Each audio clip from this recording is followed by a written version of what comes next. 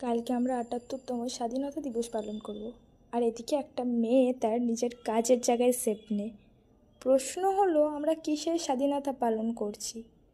কাজের জায়গায় একটা মেয়েকে রেপ করার স্বাধীনতা, নাকি রেপটাকে সুইসাইড বলে ফ্রেম করার স্বাধীনতা? অন্যায় হয়ে যাচ্ছে, অবিচার হয়ে যাচ্ছে যেন চুপ করে থাকার স্বাধীনতা, নাকি যতক্ষণ না নিজের বাড়ির কারোর সাথে হচ্ছে ততক্ষণ চুপ করে হাত পা গুটিয়ে বসে থাকার স্বাধীনতা? আমরা সবাই চাই এই ক্রিমিনালগুলোর যেন সবথেকে বাজে, খারাপ, সবথেকে শাস্তি যেন বেশি হয় এদের। এমন শাস্তি হোক যাতে এদের দেখে কেউ কল্পনাও না করতে পারে এরকম কাজ করার। যারা এরকম মেয়েদের জীবন নিয়ে ছেলে খেলা করে, যারা মেয়েদেরকে সম্মান করতে পারে না, যারা মেয়েদের সাথে নোংরামো করে, তার যেন যোগ্য শাস্তি হয়। আজকে ডাক্তার, কালকে যে কেউ।